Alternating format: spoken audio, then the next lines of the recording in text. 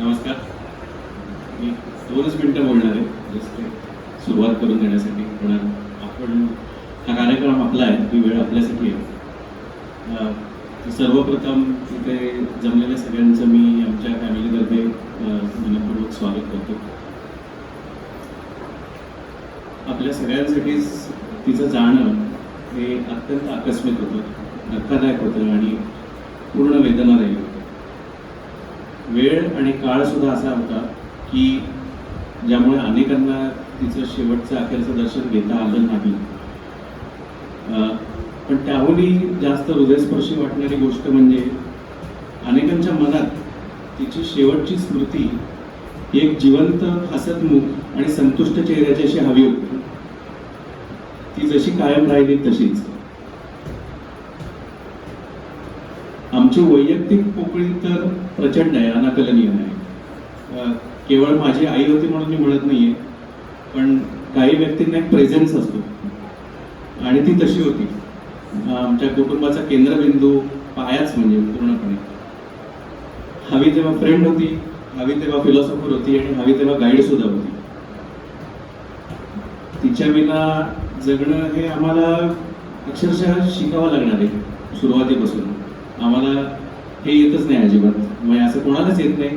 पण खूप मागे पडले, एकदम अनेक पावलं अनेक हे मागे गेलो आम्ही. आम्हाला कल्पना नाही कशी सुरुवात करायची परत. निमंत्रण पत्रिकेत 4 ओळीतून मी व्यक्त केलंच होतं, पण ती गेल्यानंतर आज इथे जमलेले आणि काही कारणाने न येऊ शकलेले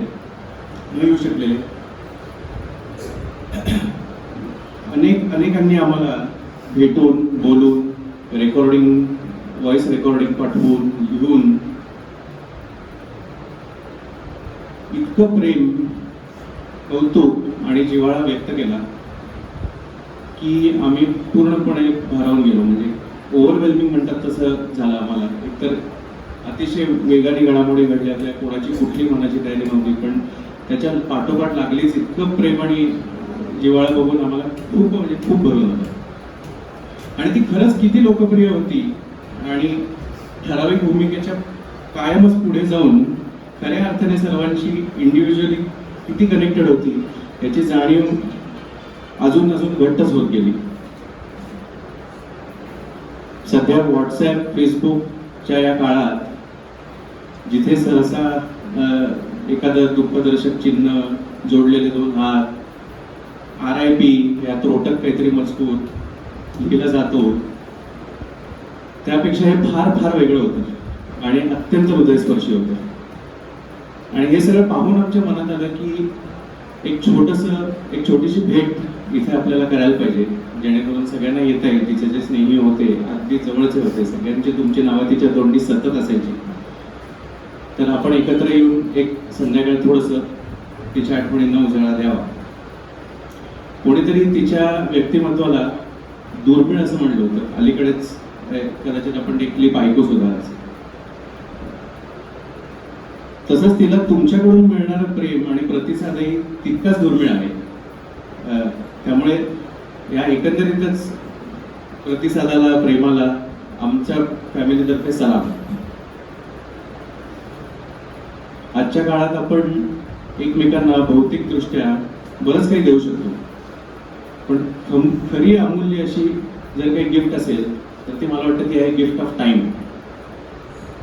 आणि आज तुम्ही सर्वजण इथे जमला आहात आणि तिलाही गिफ्ट देत आहात, यासाठी मी मनापासून तुमचे आभार मानतो. एक मुलगा म्हणून माझ्यासाठी हा अतिशय दुःखाचा प्रसंग आहे, तरी तो तितकाच अभिमानाचा सुद्धा आहे. कारण माणसांना जोडलेली श्रीमंती हीच खरी श्रीमंती आहे तिची. आणि हे सहजासहजी मिळत नाही. त्याला फार मोठं स्वभावाचं मोठेपण खूप लागतं. तर आजचा हा कार्यक्रम औपचारिक अजिबात नाही आहे. मी तर म्हणजे हा वेळ पूर्णपणे आपला आहे, आपल्यासाठीच आहे. दुःखाचा दिवस नाही आहे, तर स्नेहस्मरणाचाच आहे. आणि तिच्या आठवणींना उजाळा देत थोड्या गप्पा मारण्याचा आहे. अगदी तिला आवडला असता तसाच ग्रुप करून मैत्रिणींमध्ये अपस्टेज टीममध्ये सगळ्यांबरोबर गप्पा मारण्यासाठी. तर मी एवढेच 2 शब्द बोलून सुरू करतो. कोणालाही तुमच्यापैकी बोलायचं असेल तर जरूर आपल्याकडे 2 माईक आहेत. एक माईक अगदी मागेपर्यंत येऊ शकतो, ज्यांना उठून पुढे यायचं नसेल. ज्यांना इथे येऊन बोलायचं असेल तर इथे बोला. पूर्ण दोन्ही उपलब्ध आहेत. आणि झाल्यानंतर एखाद्या मुंबईच्या एक त्यांच्या स्नेही आहेत, त्यांनी एक क्लिप पाठवली होती, ऑडिओ क्लिप. ती मी माईकवर एकदा प्ले करतो. जरूर यावं पुढे.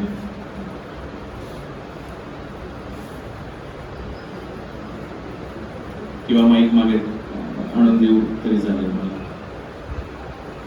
नमस्कार.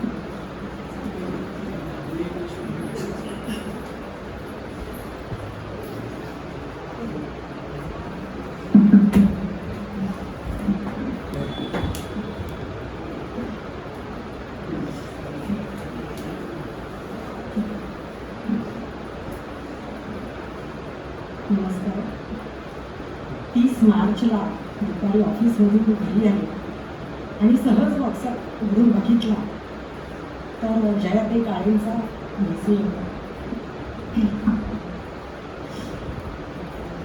Terribly shocking and sad news. Suvarna Divekar passed आहे today morning at 10 AM at Joshi's. 100 डोळ्यांवर विश्वास बसेल. 4 दिवसांपूर्वी वासंतिक कथा स्पर्धेच्या कथांचा गठ्ठा परीक्षण करून त्यांनी माझ्या हातात दिला होता. शनिवारी सकाळी कथांबद्दल माझ्याशी भरभरून बोलल्या होत्या. फक्त पाय दुखतोय एवढंच त्या मात्र म्हणाल्या होत्या. पायाचं दुखणं जीव घेणं ठरू शकेल अशी त्यावेळी पुसटशी कल्पना आली होती. बुधवारी सकाळी ही बातमी ऐकून मी सुन्न झाली. पहिली 15 मिनिटं कोणाला कळवायचंही माझ्या डोक्यात आलं नाही. नंतर फक्त ज्योत्स्ना आफळेला फोन केला आणि तिला सांगितलं पुढच्या सगळ्यांना खूप कळलं. लगेच गेल्या 25 वर्षातली आमची एकत्रित केलेली मासिकाची वाटचाल डोळ्यापुढून सरकून गेली. माझ्या डोक्यात जशी स्वतंत्र मासिक काढायची कल्पना आली तशी ती पहिल्यांदा सुवर्णा देवीकरांना मी सांगितली. त्यांनी ती लगेच उचलून धरली आणि त्या दिवसापासून त्या सतत मासिकाचा विचार करायला लागल्या. दिवसातून 3-3 वेळा त्यांचा मला फोन यायचा. काहीतरी नवीन कल्पना सुचलेली असायची. आम्ही अर्धा तास फोनवर बोलायचो. 1999 साल होते. चांगली चालणारी मासिकं बंद पडत होती. आर्थिक मंदीचा काळ होता. नाउमेद करणारे बरेच प्रसंग घडत होते. पण सुवर्णाताईंचा उत्साह आणि प्रोत्साहन यामुळे माझाही उत्साह वाढत राहिला आणि मासिक सुरू झालं. सुवर्णाताईंचं वाचन अफाट होतं. रोजची वर्तमानपत्र, मासिकं, नियतकालिकं ते अतिशय बारकाईने वाचायच्या. पण बहुतेक साहित्यिकही त्यांनी वाचलेली. त्याबद्दल त्या सतत बोलत असत. आसपास घडणाऱ्या घटनांबद्दलही त्या नेहमी बोलायच्या. जाता जाता निष्ठील टिप्पणीही करायच्या. त्यांच्या सकारात्मक विचारामुळे आणि निष्ठील स्वभावामुळे त्यांचा सहवास प्रभावाचा वाटायचा. माझ्या कुटुंबातही त्या सहज मिसळून गेल्या. त्या मुलांचंही त्या नेहमी खूप कौतुक करायच्या. नातवंडांमध्ये तेवढंच प्रेम केलं. एवढंच काय, माझ्याकडे एक कुत्रा होता, त्याच्याशीही ते बोलायच्या. त्याला पेढा खूप आवडायचा. तर कुठेही लग्नाला गेल्या तर त्याच्यासाठी तो पेढा घेऊन यायच्या. इतकं त्या कोणावरही निर्व्याज प्रेम करायच्या. आम्ही मैत्रिणी जमलो की त्यांच्या विनोदांना आणि चेष्टा मस्करीला होतीच. कधी वात्रट विनोदही करायच्या. यातून अगदी देवाधिकही सुटायचे नाही. त्या असल्या की सतत हास्याची कारंजी उडत असायची. एकदा आम्ही एका कार्यक्रमाला गेलो होतो. कार्यक्रमाचे अध्यक्ष मध्येच स्टेजवरून उठून बाहेर जाऊन आले. ते येऊन बसल्यावर या म्हणाल्या, ते बहुतेक प्रसाधन मिळत जाऊन आलेली दिसतात. चेहरा फक्त कसा रिलॅक्स दिसतो. हे ऐकून आम्हाला भर कार्यक्रमात एवढं हसू यायला लागलं पण हसता येईल अशी पंचायतही करायच्या कधी कधी. स्वतःवरही दिलखुलासपणे विनोद करायच्या. मंगलाबरोबर त्यांचे आदर्श त्या त्यांना खूप मानायच्या. एखाद्या कार्यक्रमाला मंगलाताईंना आमंत्रण असेल पण त्यांना ते जमणार नसेल तर संयोजकांच्या मनात दुसरं नाव सुवर्णाताईंचंच यायचं. पण याबद्दल त्यांनी कधी कमीपणा मानला नाही. उलट म्हणायचे, अशुद्ध डी के बाद सनफ्लॉवर. कसं मंगलाताईंनंतर माझं नाव आठवते हे काय कमी. अशा अत्यंत सकारात्मकपणे प्रत्येक प्रसंगाकडे बघणाऱ्या सुवर्णाताई इतक्या छोट्या आजाराने अशा कशा आपल्या हातातून निसटून गेल्या. 15 वर्षापूर्वी कॅन्सरसारख्या आजारातून याच त्यांच्या मृत्यूमुळे सहज बाहेर आल्या आणि आज साध्या दुखण्याने डायरेक्ट एक्झिट. असं म्हणतात की वेळ आली की छोटंसं निमित्त फुटतं. तसंच काहीसं झालं असावं. पण असं वाटतं, काही वेळेला वाटतं असं हे झालं हे त्यांच्या स्वभावासाठी कदाचित ठीकच झालं, कारण त्यांच्यासारखी आनंदी उत्साही माणसांमध्ये मनाने रमणारी बाई अंथरुणाला खेळून राहूच शकते नसते. हे मात्र खरं आहे की जाताना आपल्याला चटका लागून गेल्या. काही दुःखांवर काळाचं औषधी लागू पडत नाही, तसं हे दुःख आहे. पण असं जरी असलं तरी सतत दुसऱ्यांना हसवणाऱ्या सुवर्णाताईंना अश्रूंची श्रद्धांजली नक्कीच योग्य ठरणार आहे. त्यांनी प्रत्येकाच्या मनामध्ये खूप चांगल्या विनोदी आठवणी ठेवल्या. त्या आल्या की आपल्या चेहऱ्यावर जे हसू उमटे तीच त्यांना योग्य श्रद्धांजली असेल असं मला वाटतं.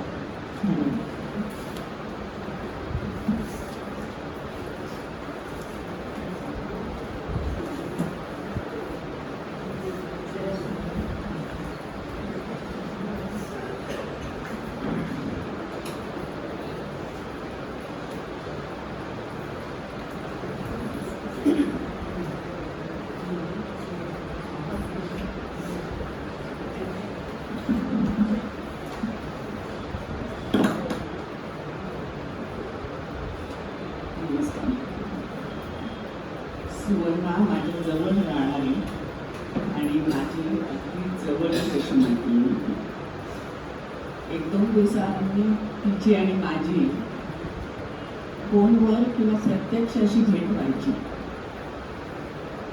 ती आणि दिवेकर साहेब हिरवाईच्या पायवाटेवर रोज संध्याकाळी फिरायला जायचे आणि तिथल्या एका बाकावर नंतर थोड्या वेळ बसायचं. मला वाटतं त्याचा फोटो इथे दाखवला होता. मी बँकेतून येताना मला ती दोघं दिसली की खूप छान वाटायचं आणि मी तिथे जाऊन त्यांच्याशी 10 मिनिटं बोलत असे आणि त्यामुळे माझा सगळा दिवसभराचा डोक्याचा शीण दूर व्हायचा. सुवर्णाने विपुल लेखन केलंच, तसंच तिचं वाचन हे विस्तृत आणि विविधांगी होतं. वेगवेगळ्या विषयात तिला अगदी मनापासून रस होता आणि एखाद्या पुस्तकावर नव्याने वाचलेल्या ती जितकं साक्षेपीपणे बोलायची तितकीच तिला एखादी नवीन पाककृती कळली, विशेषतः आमच्यासारख्या डायबेटिक लोकांना चालणारी, की मला ती आवर्जून ती पाककृती सांगायची. आणि तेवढ्यावरच थांबायचं नाही. मागाची नेहल म्हणाला तसा मनाचा मोठेपणा म्हणजे त्या पाककृतीसाठी लागणार साहित्य ती घरपोच उपलब्ध करून द्यायची. 3 महिन्यापूर्वीच तिने सांजायचा केशरी रवा त्याचं पाकिट असंच माझ्याकडे पोचवलं. अद्ययावत पेहरावाबद्दलही तिला खूप छान माहिती असायची. एकदा तिचा सकाळी सकाळी मला फोन आला आणि ती म्हणाली, जया तुझ्याकडे प्लेन साड्या खूप आहेत, त्याच्यावर तू मॅचिंग घालतेस, पण हल्ली पद्धत अशी आहे की त्याच्यावर प्रिंटेड ब्लाउज घालायचा, इथे प्रतिमा बसली आहे तसा. तर मी तिनेच दिलाय ना, तेच सांगते. तर त्याच्यानंतर ती म्हणाली, मी आज जाणार आहे गावात, तर तुझ्यासाठी घेऊन येईन, पण मला फक्त तुझी, मी नको म्हटलं तरी तुझी मला रंगसंगतीची आवड सांग. आणि त्याप्रमाणे गावातून तिने तसा एक ब्लाऊज पीस आणून मला दिला. म्हणजे अशा तो खूप खूप आठवणी आहेत. आणि तिच्यामुळेच खरं तर आम्हाला गावातलं एक छोटंसं प्रार्थना ते कुमठेकर रस्त्यावरचं दुकान कळलं आणि त्यामुळे तिथे अतिशय स्वस्त आणि मस्त साड्या मिळायच्या. तिच्याबरोबर मी, सुनीती, विद्या, आम्ही तिथे जवळपास राहणाऱ्या सगळ्या जणी खरेदीला जाणं ही एक मस्त मजेची सफर असायची.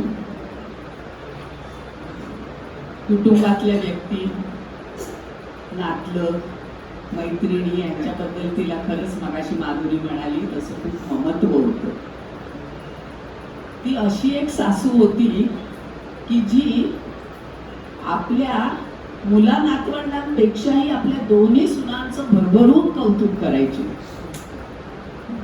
तर अशी ही आपली बहुगुणी बहुश्रुत सुवर्णा गेली, त्याची पोकळी आपल्याला सगळ्यांना जाणवणार, पण तिच्या प्रसन्न आठवणीच ही पोकळी भरून काढायला आपल्याला मदत करतील.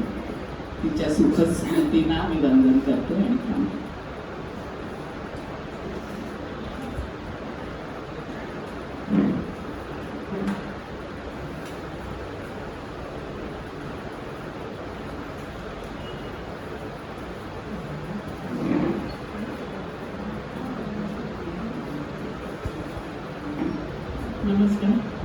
मी वंदना जोशी.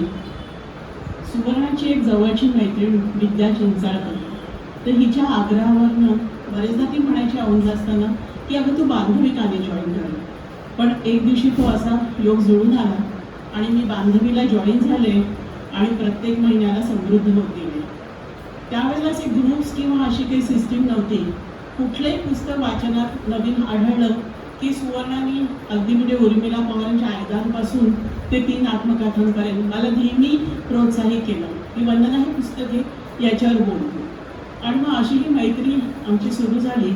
आणि अगदी सुरुवातीच्याच काळात एक दिवशी तिला मी त्या दुर्धर आजारातनं जेव्हा बांधवीत पाहिलं, असा डोक्याला रुमाल वगैरे बांधलेला आणि माझ्या काळजात चर्र झालं आणि मला ते तिचं म्हणजे ते रूप मला बघवेना. मला घरी गेल्यावर फार अस्वस्थ वाटलं. पण तेवढी माझी ओळख पण नव्हती की घरी जाऊन तिच्याशी बोलावं किंवा भेटावं. तो कुठेतरी भिडस्तपणा आणि संकोच वाटत होता. मग मी एक पत्र लिहिलं तिच्यासाठी आणि एका एन्व्हलपमध्ये घालून तिच्या लेटर बॉक्समध्ये खाली टाकून आले. पुढे काही दिवसांनी काय तिने वर्षभर प्रत्येक वर्ष ते जपलं आणि त्याची जेव्हा जेव्हा मैत्रीण ह्याच्यावर आली तर त्याची तिने नोंद घेतली. आणि एकीकडे तो आनंदही होता आणि नंतर त्याच्यातनं ती बाहेर आली आणि मग तर काय गप्पांचे फळ तिच्या घरी इतके रंगले आमचे की बस. एक शेवटची आठवण आणखी सांगते की ह्या लॉकडाऊनच्या काळाआधी एक यशोदा महिला मंडळ आहे, त्यांच्या गॅदरिंगसाठी तिला अध्यक्ष म्हणून बोलवलं. तर माझी मैत्रीणच होती, तर मी तिला विचारलं असं रिक्वेस्ट करता तर येशील का. येते म्हणाली. पण मग तिने मला बोलावून घेतलं. ती म्हणाली वंदना खरं सांगू का की अध्यक्षीय भाषण हे शेवटचं असतं आणि तेव्हा सगळ्या बायका मोरालेच खूप कंटाळलेल्या असतात. तर ते त्यांनी बसायचं आणि आपण काहीतरी बोलायचं असं मला नको आहे. तर आपण गप्पांच्या थ्रू ते बोलूया. मग मलाही कुठेतरी संकल्पना ती आवडली कारण की तिच्या तोंडाने तिच्या अचिव्हमेंट्स कशी सांगणार. मग कुठेतरी आणि अगदी सुरुवातीला नेहमीच स्टीरिओ बायोडेटा वाचून दाखवायचा, त्यापेक्षा हे थोडं रंजक वाटलं. आणि कशी तिची वाटचाल झाली लेखनातली, ह्याच्यातली तिने PhD केलेलं हे सगळं. आणि मग त्या तिच्या मिश्किल शैलीतनं काही विनोदी ह्याच्यातनं आपल्या झालेल्या काही फजितीतनं किंवा कुणाकुणाकडनं कसं ती शिकत गेली आणि समृद्ध हे तिने इतकं प्रांजलपणे शेअर केलं सगळ्यांशी की सगळ्यांना ते गॅदरिंग आणि अध्यक्षीय भाषण अगदी स्मरणात राहिलं. आणि ही लॉकडाऊनच्या आधीचीच गोष्ट आहे. तर त्यामुळे त्या बायकांना सुद्धा ही बातमी कळली तेव्हा खूप हळहळ वाटली. तर बाकीच्या तर सगळ्या मैत्रिणी व्यक्त होतात आहेत, त्या सगळ्या आमच्या सामायिकच आठवणी आहेत. पण ह्या 2 गोष्टी जरा वेगळ्या वाटल्या म्हणून शेअर केल्या. तिच्या स्मृतीला मनापासून नमस्कार.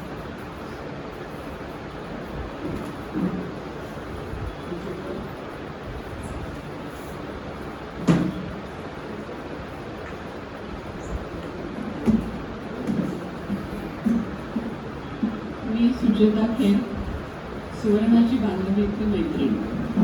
त्यामुळे अर्थातच साहित्य आणि वाङ्मय पुस्तकांचं प्रेम हा आमच्या दोघींच्या मैत्रीमधला एक समान दुवा.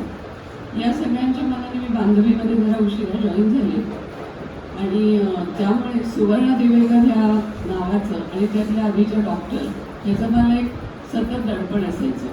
पण नंतर सुवर्णाच्या खेळीमेळीच्या स्वभावामुळे आमची मैत्री ही केव्हा वैयक्तिक पातळीवर आली हे मला समजलं सुद्धा नाही. अतिशय चपखल बोलणारी, मुश्किल बोलणारी आणि मध्ये माधुरीने उल्लेख केला तशी सहसा बायका मोकळेपणाने ज्या विषयावरती बोलायचं असतं पण बोलत नाही त्या विषयावरती सुवर्णा इतकी छान बोलायची की आम्ही असं म्हणायचं की सुवर्णा तूच आहेस म्हणून हे बोलू शकतेस. आणि बघता बघता तो विषय आम्ही पुढे रंगवत पण जात होतो. वैयक्तिक पातळीवरती माझी मैत्रीण होती कारण तिला असं वाटायचं की मला खूप चांगलं लिहिता येतं आणि मी लिहावं.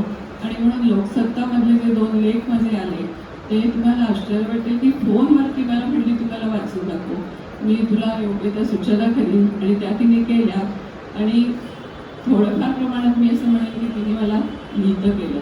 अशी माझी जवळची मैत्रीण होती. नाव हे सहसा माणसाला चिकटलेलं असतं पण सुवर्णासारख्या झळाळीचं गोरा रंग घेऊन येलेली सुवर्णा ही कायमच आमच्या मनात राहील. आणि मी अशी प्रार्थना करते जिथे कुठे ती या दुनियाच्या मध्ये असेल तिथे अशीच आनंदात प्रेमात हसत खूप राहू दे आणि आजूबाजूच्या लोकांना असाच आनंद देऊ दे.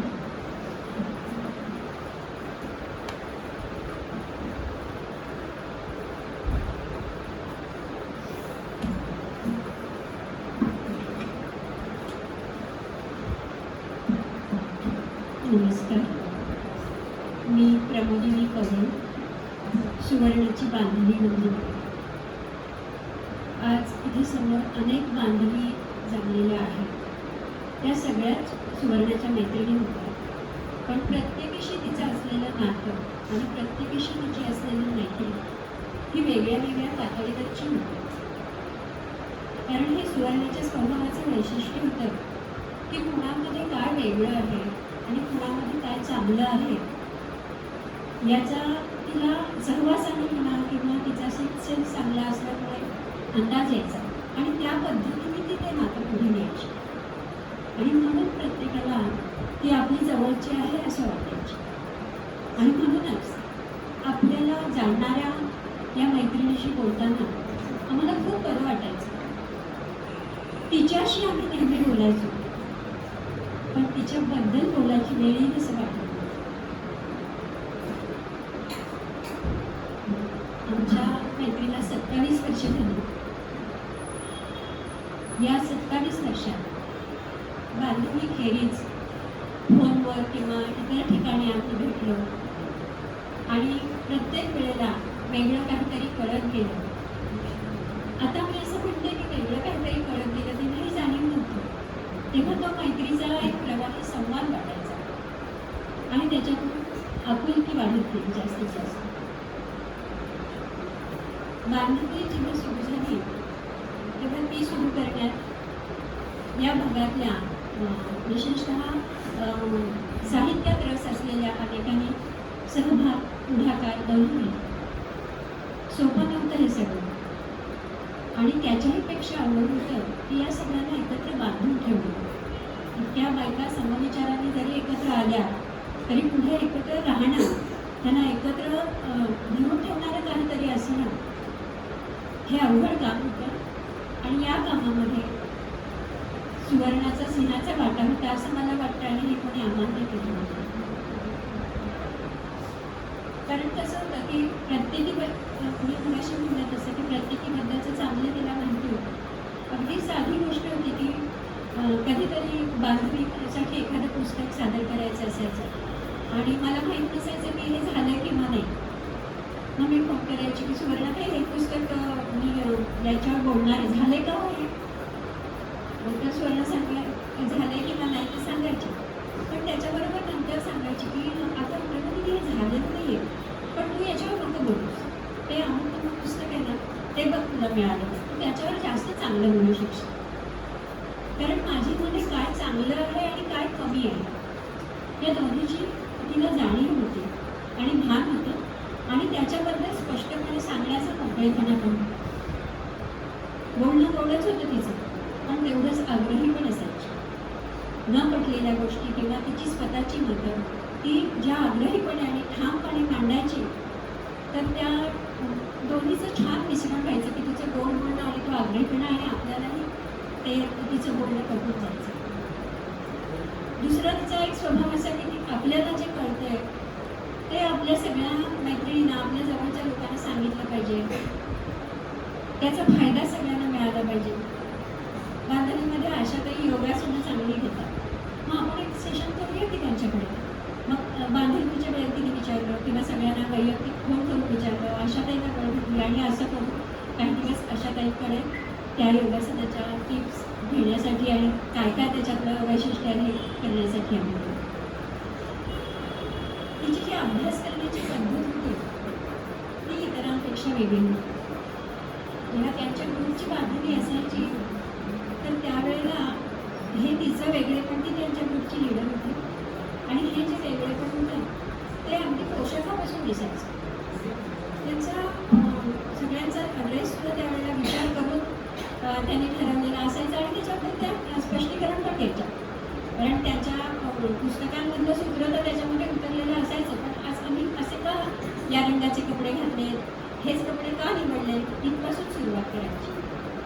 आणि जी पुस्तकं निवडलेली असतील त्याच्यामधलं जे काही जास्तीत जास्त चांगलं आहे ते सगळ्या बांधवींपर्यंत जास्तीत जास्त पोचावं, म्हणजे बारीक सारीक गोष्टीही कळाव्यात याच्यासाठी त्या सुवर्णाची धडपड असायची. आणि त्याच्यामुळे त्यांच्या ग्रुपची बांधवी नेहमी वेगळी दिसायची आणि मला असं वाटतं की या तिच्या वेगळा अभ्यास करण्याच्या गुणांमुळे सुवर्ण म्हणजे बांधणीचं एक ॲसेट होतं. ती एक ॲसेट होतं असं आज आम्ही म्हणतोय, पण त्यावेळेला आम्ही तिच्या बरोबर होतो, तिच्या बरोबरीने पुढे जात होतो. पण आज जेव्हा काय गमावलंय हे कळतंय, अजूनही पूर्णपणे कळलेलं नाही, हळूहळू कळत जाईल. त्यावेळेला आम्हाला त्या ॲसेटचं मूल्य कळत जाईल. बांधणीबरोबरच आमची वैयक्तिक मैत्री होती. खूप वेळेला वैयक्तिक फोन करायची आणि कितीतरी गोष्टींना भरीस पडायची. पुष्कळ वेळेला बोलताना बहिऱ्यांचा विषय असायचा, कारण माहेर हे आमच्या दोघींचंही आवडतं मासिक. आम्ही लिहिलेले लेख, त्याच्यावर बहिऱ्यांनी केलेल्या सूचना, बहिऱ्यांचा स्वभाव, या सगळ्याबद्दल आमचं नेहमी बोलणं व्हायचं. आणि मी काय लिहिते, कसं लिहिते, कशा प्रकारचं लिहू शकेल याची जाणीव असल्यामुळेच ज्यावेळेला मेहता ग्रंथ जगतच्या दांडेकर मॅडम आमच्या बांधणीमध्ये एकदा आल्या होत्या, त्यावेळेला तिने मुद्दाम माझी ओळख करून दिली आणि केवळ ते सुवर्णाने करून दिलेल्या त्या तेवढ्या ओळखीवर मेहता ग्रंथ जगतमध्ये मी 5 वर्ष एक सदर चालवलं. पण त्या सगळ्या लेखनाचं मूळ आणि समूळ श्रेय मी सुवर्णालाच दिलं. त्याच्यानंतर सरिताताई वाकलकरांनी जॅकपॉट लिहायचं ठरवलं, तेव्हा त्यांनी कुणीतरी सुवर्णालाच त्या शब्दांकनाबद्दल विचारलं. तिला शक्य नव्हतं, तेव्हा नेहमीप्रमाणे तिने सगळ्या बांधणीला विचारायला सुरुवात केली. त्या झपाट्यात मी सापडले आणि नंतर मग त्याचं शब्दांकन केलं. त्यावेळेस रजनी आपसिंगेकरलाही तिने विचारलं. रजनी आपसिंगेकरचं आणि लेखनाचं बाजूला राहिलं, पण त्यावेळेस रजनीला याची जास्त गरज होती. अशी इंदिरा इन्स्टिट्यूटमध्ये नोकरी रजनीला मिळून गेली. अशी किती वेळेला सुवर्ण आधार म्हणून पाठीमागे उभी राहिली. माधुरीने तर सांगितलेलंच आहे, पण ज्या वेळेला माधुरीने लेखनविषयी सुरू केलं तेव्हा सुवर्ण खांबासाठी उभी आहे. आणि बांधवीच्या ग्रुपमधून सुद्धा कितीतरी जणींकडून लेखन तिने विपुलश्रीसाठी माधुरीला मिळवून दिलं.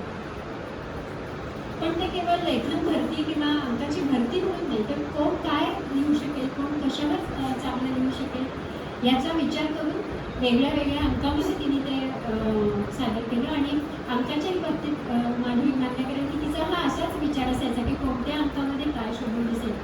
आणि जसं लेखनामध्ये तिने आपल्या शैलीने आणि विनोदात एक स्थान निर्माण केलं होतं, तसंच संपादनाच्या क्षेत्रात सुद्धा विपुलश्रीमुळे तिने एक वेगळेपणा करून दिला.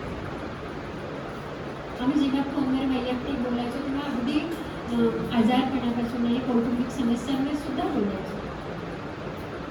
आधार वाटायचा. कुठच्याही समस्या काही बोलण्याने सुटत नाही, पण ज्याबद्दल एक बळ यायचं तिच्याशी बोलतं की मी त्या समस्यांना भिडण्याचं. आणि मग आणि किती नुसतं तिचं वाचन चांगलं होतं म्हणून ती विद्वान होती असं नाही. काही वेळेला इतकी साधी मैत्रीण वाटायची, इतकी जवळची वाटायची आणि किती बोलता बोलता फोनवर तासन-तास बोलत असेल ना, तर त्याच्यामध्ये कितीतरी गोष्टी येऊन जायच्या. ब्युटी टिप्स यायच्या, किचन टिप्स यायच्या, त्याच्यानंतर आयुर्वेदातले काही नुकसे सांगायची. आणि साड्यांबद्दल आणि सेलबद्दल तर किंवा कुठे काय मिळतं प्रार्थनाची तर मी तिला म्हणायची की तू त्यांची अँबॅसिडर आहेस असं. इतकं ती सगळ्यांना सांगत राहायची. आणि ह्या सगळ्यातून तिची जगण्याबद्दलची ओढ आणि जीवनाकडे बघण्याची एक सकारात्मक दृष्टी हे सगळं प्रतीत व्हायचं. आणि मग आता मला असा प्रश्न पडतो की इतक्या ओढीने जगणारी, इतक्या बारीक सारीक गोष्टीत आनंद शोधणारी सुवर्णा अशा एवढ्याशी चटकन मृत्यू समोर आला तर सगळी शस्त्र टाकून कशी त्याला शरण गेली असेल, हे खरं असेल. श्रद्धांजली हा शब्द तिच्या बाबतीत उच्चारावतच नाही. एक योगायोग सांगते. 27 वर्षापूर्वी या स्मृती बंगल्यात अशाच एका शनिवारच्या संध्याकाळी आमची दोघींची ओळख झाली. आणि आज त्याच वास्तूमध्ये तिचं स्मरण करण्याची वेळ आली. त्यांना कालचक्राचा फिरवण्याचा योगायोग की आणखी काय.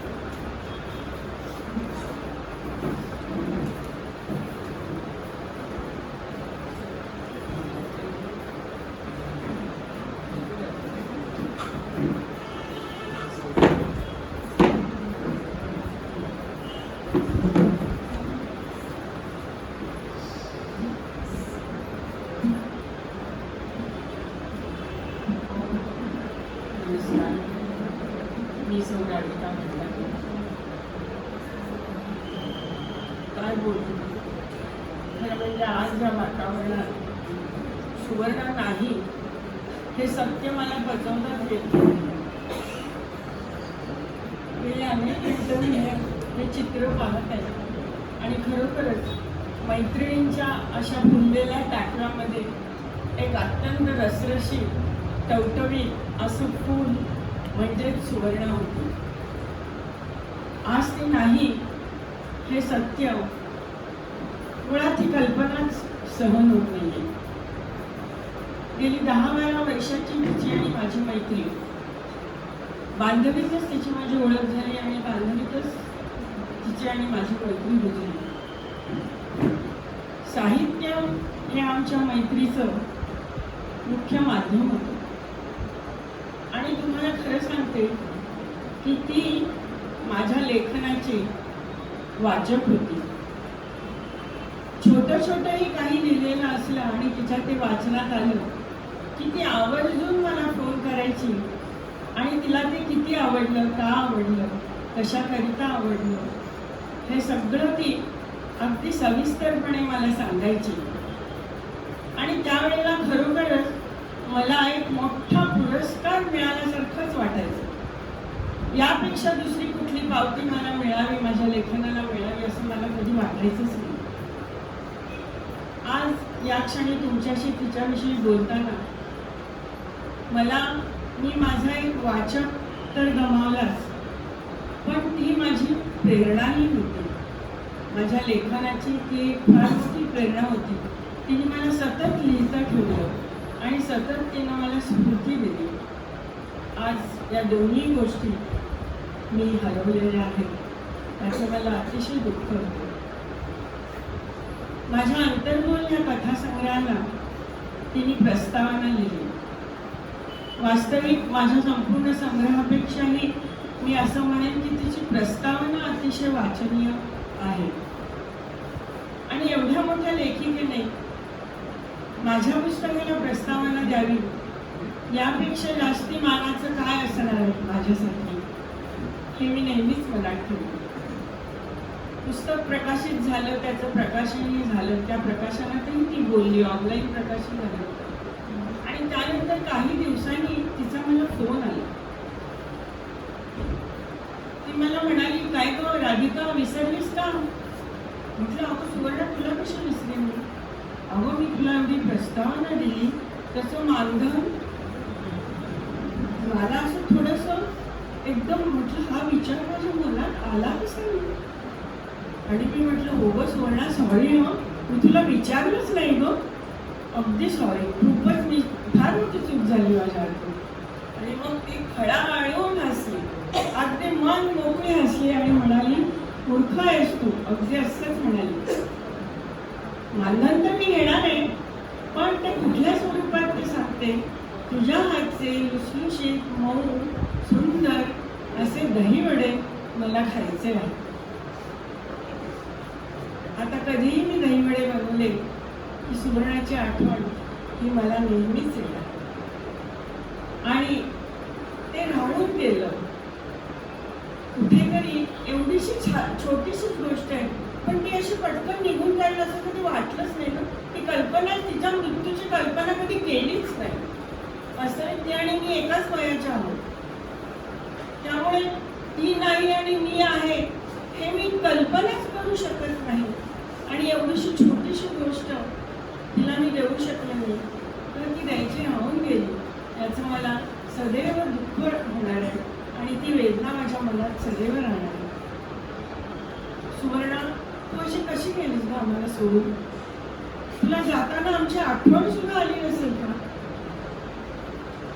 तू जशी कुठल्याही ग्रुपमध्ये हसत हसत यायची आणि हसत हसत पटकन जायची, तशीच तू एक्झिट घेतलीस.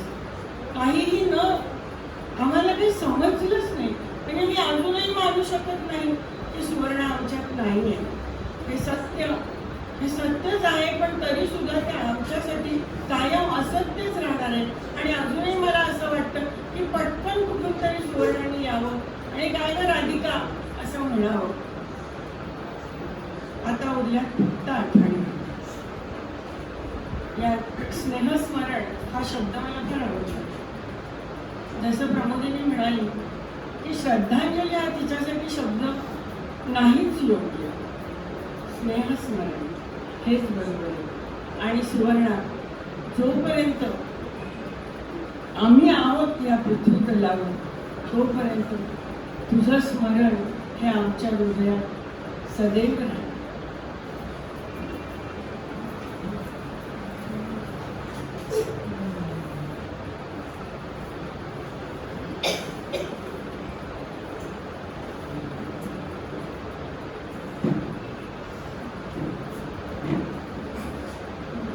मी प्रतिमा जोशी.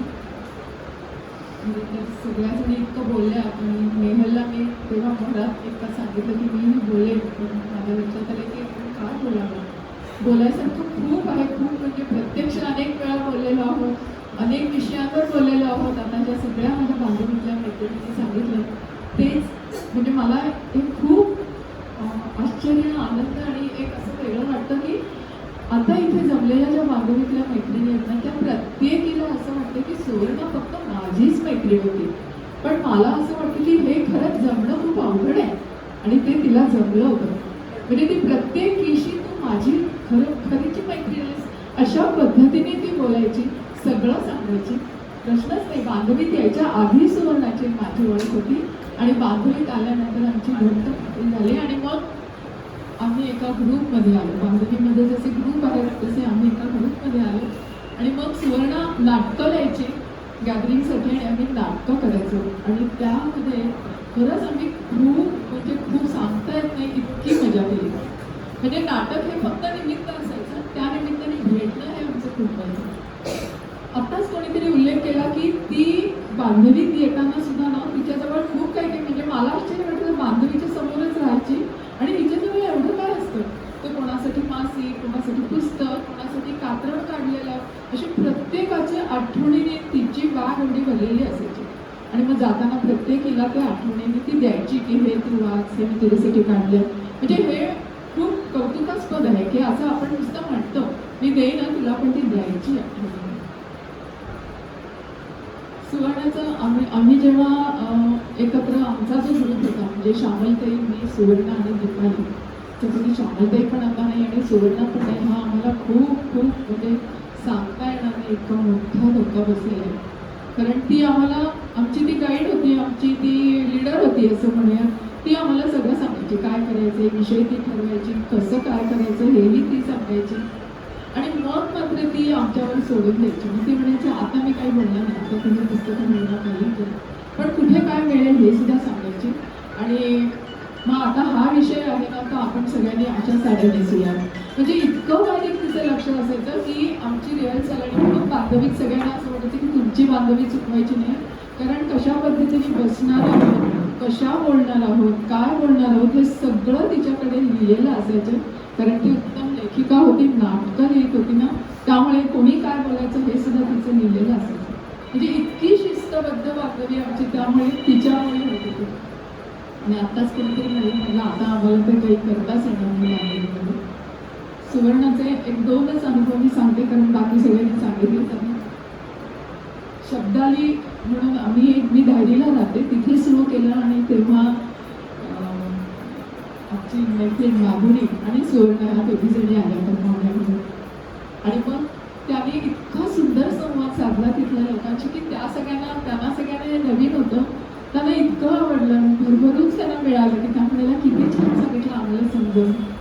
आणि इतकं की माधुरीने नंतर असंही सांगितलं आणि सुवर्णाने की आता एक स्पर्धा आहे, तुम्ही त्याच्यात लिहा, तुम्ही लिहू शकता. म्हणजे हे जे कोणाला तरी सांगणं असतं ना की हे तू करू शकतेस, हे खूप महत्त्वाचं असतं कारण ते सांगायला कुठेतरी लागतं आणि सुवर्णा ते करत होती. मला असं वाटतं की आता आपण बोललो आणि स्मरण कृती वगैरे असं म्हणण्यापेक्षा मला असं वाटतं की आता जर ती जेव्हा जी आपल्यात ती नाही आहे असं जरी म्हटलं तर ती नक्की कुठेतरी बसली आणि काहीतरी कोणावर तरी नक्की बोलत असेल की ही काय बोलली, तिचं काहीतरी झालं असं ती नक्की करणार आहे, मला माहिती आहे. कारण स्वर्गात सुद्धा अप्सरा रंभाना यांच्यासाठी तिने एक नाटक लिहायला सुरुवात केली असेल आणि ती बसवेल सुद्धा त्यांच्यासाठी. कारण इतका उत्साह आहे तिच्याजवळ की ती म्हणजे मी आता इथे आहे ना तर ह्या लोकांसाठी काहीतरी करते. आणि त्याही आनंदाने सहभागी नक्की होतील. फक्त एक शेवटची आठवण सांगते की सुवर्णा गेली त्याच्या दुसऱ्या दिवशी मी सहज बाल्कनीत गेले आणि उगवतीचा सूर्य पाहिला. आणि मला आठवण झाली की सुवर्णा जेव्हा माझ्याकडे राहायला आली होती तेव्हा सकाळी अशीच बाल्कनीतून मी सूर्य बघितलं, सुवर्णाला हाक मारली, हे सुवर्णा पटकन ये, सूर्य किती छान उगवताना दिसतोय. आणि मग आम्ही दोघींनी तो सूर्य पाहिला. म्हणजे पूर्व दिशेला नदी उगवला सोन्याचा गोळा असं सुद्धा आम्ही म्हटली, एक छोटीशी कविता सुद्धा म्हटली. आणि मला परवा अक्षरशः मी सांगते की दुसऱ्या दिवशीच मला तो दिसला आणि मला इतकी आठवण आली सुवर्णाची. येतेच आहे अजूनही. आता राधिका म्हणाली तसं कल्पना करताच येत नाहीये. तिच्या कुटुंबियांना तर तिची सतत आणि कितीतरी म्हणजे आता नेहलने सांगितलं तशी येणारच आहे. संध्याकाळची वेळ तिला फोन केला तर ती म्हणायची नाही मला सुजाता आणि त्यांच्याशी बोलायचं असतं, ते फिरायला जातात ना तेव्हा मी त्यांच्याशी बोलतो, मला संध्याकाळी नाही बोलायचं. म्हणजे एरवी इतकी सगळ्यांमध्ये असली तरी ती कुटुंबामध्ये तेवढीच मिसळली होती. हे पण खूप महत्त्वाचं आहे. मी फक्त एवढंच म्हणते की आता जेव्हा जेव्हा मी तो सूर्य उगवताना बघेन तेव्हा सुवर्ण माझ्या शेजारी नक्की असणार आहे, मला खात्री आहे.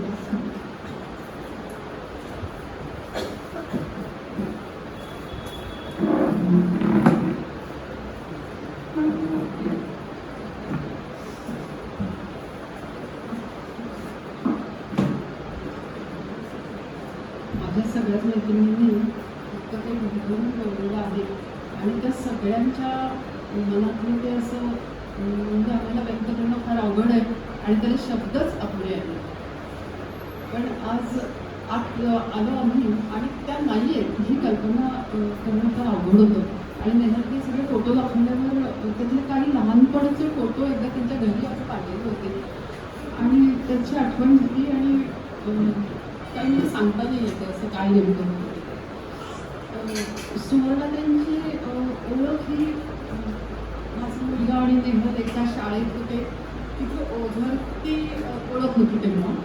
पण 15 जानेवारी 1995ला आमची बांधणी सुरू झाली आणि त्या दिवशी त्या अहमदनगरमध्ये समाज मंदिरात आलेल्या होत्या आणि तिथे अशा प्रकारे मला म्हणजे माझं ते ओळखत होते पण त्यांनी तिने मला सांगितलं या सुवर्णा देवी आणि सोन्यासारखीच कांदी लावलेल्या असं तुम्ही चेहऱ्याच्या सुवर्णात माझ्या म्हणजे समोर आल्या आणि तेव्हापासून आमची मैत्री तेव्हापासून आमची ओळख 27 वर्ष ही चालू झाली.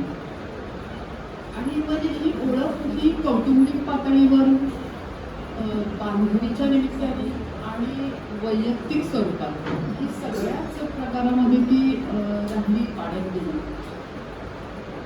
आणि बांधणीमध्ये आम्ही दर महिन्याला भेटायचो त्यामुळे जास्त आमच्या गप्पा वगैरे व्हायच्या. मग आम्ही ग्रुप केले होते आणि ते ग्रुप सादरीकरण दर महिन्याला असायचं. त्यांचा ग्रुप आला की सगळ्याच जणी अगदीच म्हणजे उत्सुकतेने काय आज नवीन सादर होणार आहे आणि काय नेमकं आपल्याला ऐकायला मिळणार आहे अशा नेहमी तिथे आलेल्या असायच्या.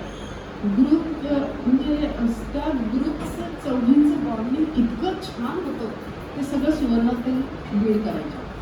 आणि पुस्तकं त्यांचं काय म्हणू आपण परिचय देणं, परीक्षण करणं, समीक्षा हे सगळे चढते जे काही शब्द असतात ते सगळे त्या बांधणीमध्ये सादर झालेले आम्हाला असायचे.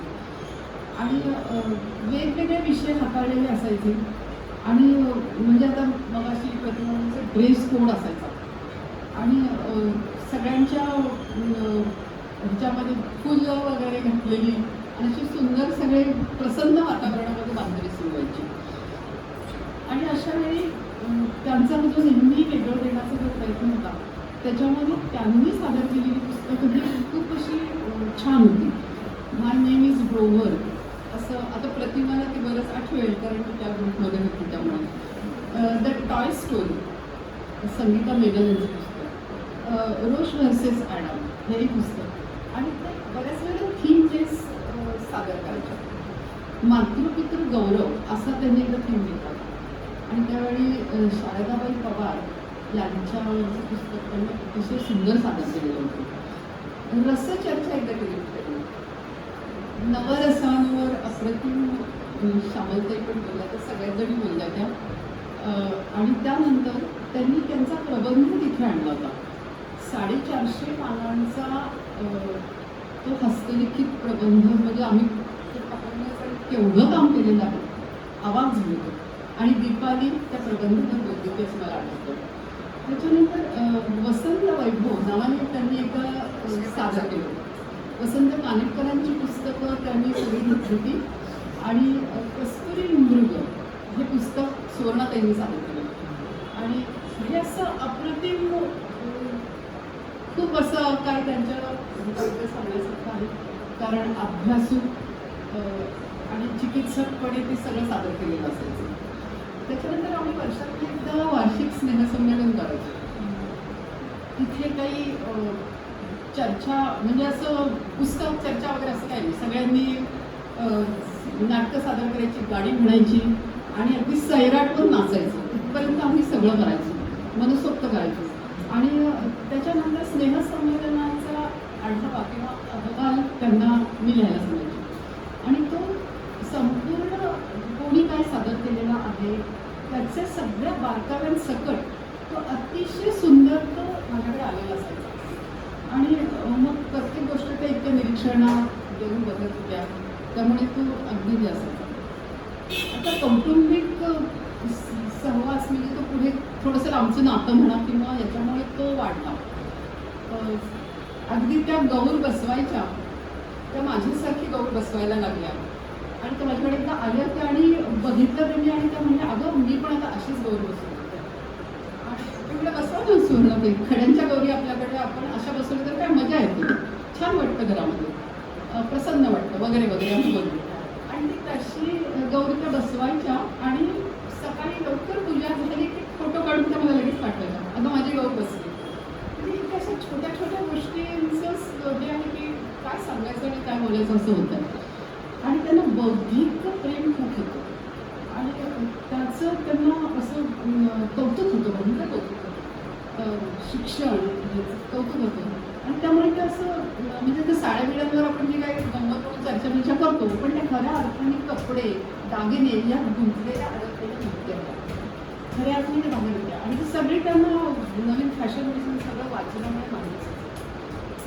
आणि म्हणजे साधं दलित जरी त्यांनी वाचलेलं असलं तरी त्याचे संपादक कोण आहेत, ते बदललेले संपादक हे त्यांना माहिती असायचं.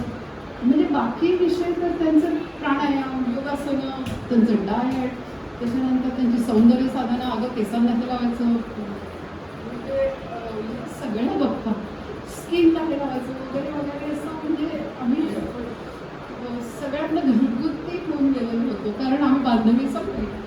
त्याच्यानंतर एक अर्धा पाऊण तास 10-15 जणी गप्पा मारत बसायचो.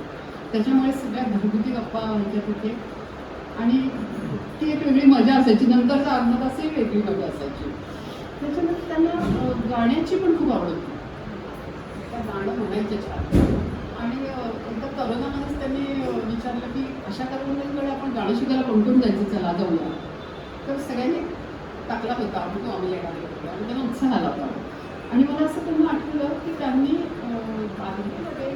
यमुना जळी खेळू खेळ कन्हैया का लाजता हे इतकं म्हणजे चेहऱ्याच्या हावभावाने इतकं अप्रतिम सादर केलेलं होतं की ते विसरताच येणार नाही, इतकं अप्रतिम होतं. त्यांना चित्रकलेची पण आवड होती, त्यांची नाक ती चित्र काढायची. आणि मी थोडीशी किरकोळ चित्र काढते, तर ती नातून काढलेली चित्र त्या आवर्जून मला फोटो पाठवून द्यायच्या. मग त्याच्यावर मी त्यांचं कौतुक आणि मला नेहमी विचारायचं कुठलं नवीन चित्र काढलं असतं. आणि मग अशामुळे मी फोटो काढून मग पाठवायचे. आणि एक दिवस अचानक त्या घरी आल्या, मी तिची चित्र बनायला ऐकलं. म्हटलं करोनामध्ये 5 तास झालेले, फार काही गेले होते. पण त्या येताना एक ड्रेस मटेरियल घेऊन आल्या होत्या आणि म्हणजे अगं नाही तुझ्यासाठी मी ड्रेस मटेरियल आणलेलं आहे आणि तू शिव आणि घाल. तर मला ही खूप अशी खंत दुःख राहिलेलं आहे की ते मी त्यांना शिवून दाखवू नाही शकले, काही इलाज नाही. एका दुर्धर आजारातून त्या बाहेर आल्या, मागच्या 14-15 वर्षापूर्वीचा तो हे होता. पण आता तुम्हाला तुमच्याबरोबर मी शेअर करते हे की एक मला हे कळलं जेव्हा एक असं सांकेतिक स्वप्न मला पडलं होतं. आणि मला एकदम असं असं वाटलं की हे असं का सुद्धा घडलं. आणि दुसऱ्या दिवशी सकाळी मला फोन आला आणि कळलं की सुवर्णाताईचं ऑपरेशन झालेलं आहे. आमच्या हॉस्पिटलमध्ये त्या आहेत वगैरे वगैरे सगळं. आम्ही त्यांना बघायला गेलो. पण काय आपलं त्यांच्याशी रिलेशन असतं काय माहिती नाही, पण घडलं असं खरं. त्या आमच्याकडे स्त्रींना लिहायच्या, म्हणजे लिखाण तर त्यांचं सगळ्यांना माहिती आहे, पुरस्कार मिळालेले आहेत. पण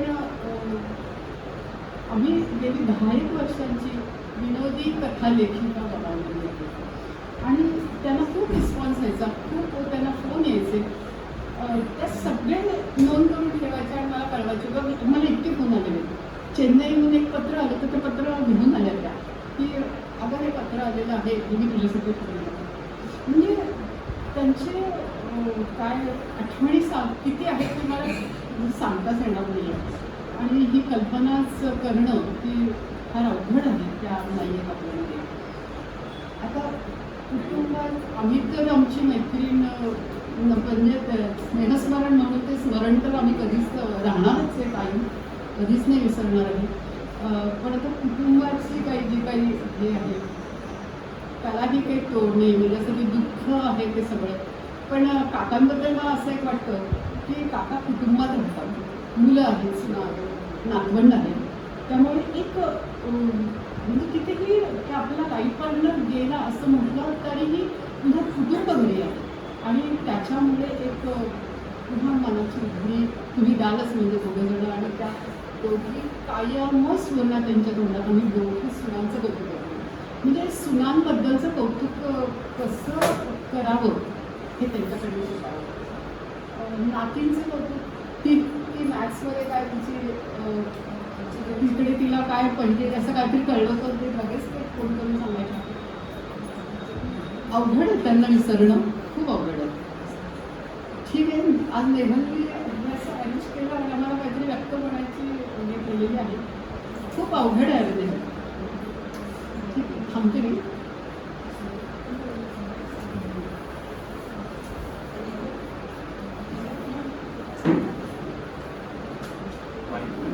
माईक काढून तिथे